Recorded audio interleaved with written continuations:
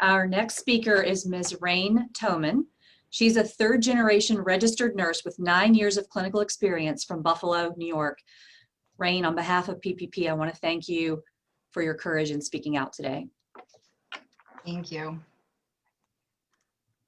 I want to start off by saying I'm speaking up despite being bullied and threatened not to tell my story because many in my profession believe it would hurt our cause. There's this idea that nurse practitioners are equal to physicians and that our education prepares us to be on their level. When you attempt to shed light on the truth, you are essentially told to keep your mouth shut because you are speaking negatively or what you are saying will not help your profession. Some nursing organizations have even gone so far as to request reporting of negative comments to their website to help protect the profession.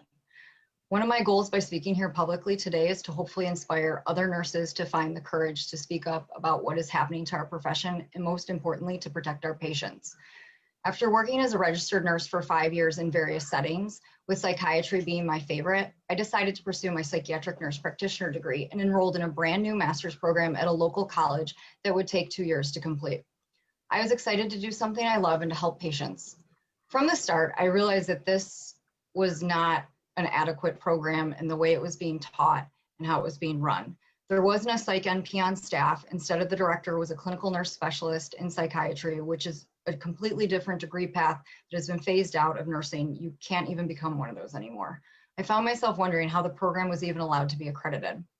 Instead of focusing on coursework that would actually help us diagnose, treat, and manage psychiatric disorders in the real world, I found myself writing useless papers on nursing theorists and taking exams that the test questions came from the test bank that you could purchase with the book. One semester, when some students failed a core course required to sit for the board exams, they were offered a secret extra exam as a student success initiative to help them pass. My courses in advanced psychopharmacology and psychopathophysiology were totally online and consisted of 4 online 25-question open book tests. There were no lectures, no instructions. I learned to just quickly look things up in a book and effortlessly got A's. These were supposed to be the courses that would serve as the basis of knowledge for my ability to accurately diagnose and treat psych disorders.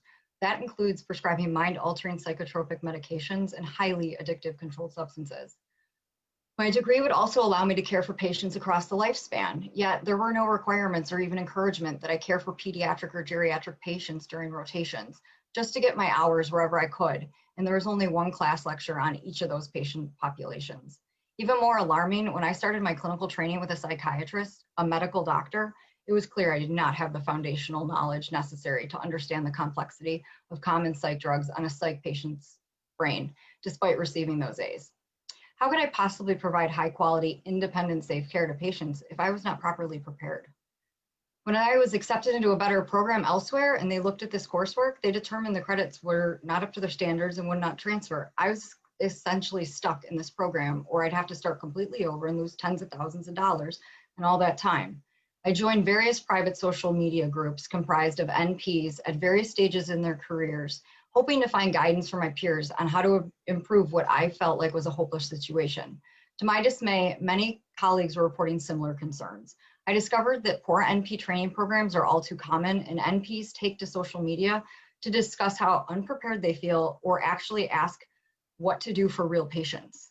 And that this was such a problem, there were groups formed years prior solely to discuss how to change the education for the better, but were making little to no headway because in fact, it seems like NP programs are on a race to the bottom and care more about quantity than quality.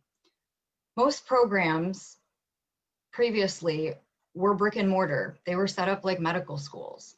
They were on site. Most of the nurses that entered had decades usually of nursing experience and their classes were tiny. They worked one-on-one with an assigned clinical preceptor, sometimes a doctor, that their school found them. But nowadays there's 100% online programs, some with 100% acceptance rates. You can even apply and be accepted on the same day. The websites for these programs look more like you're signing up for a credit card and have little to no information on the actual program. The admission requirements are not standardized. There's no nursing experience required. There's no in-person interviews. There's no entrance exams.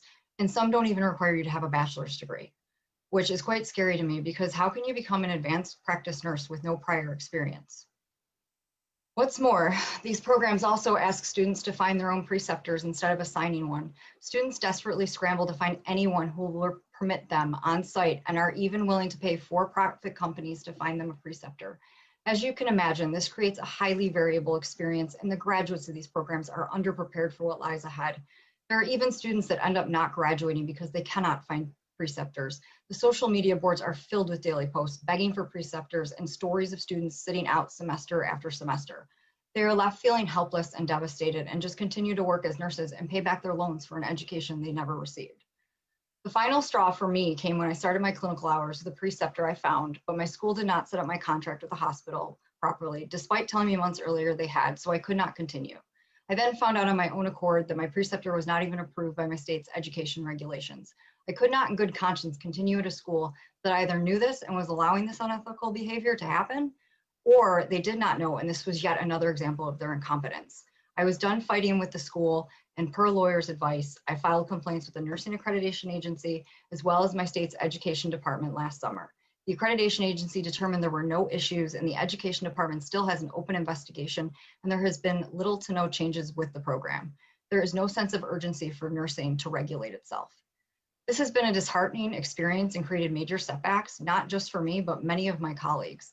I would be a fraudulently licensed NP right now, earning a much higher income had I chose not to accept the substandard education and file complaints.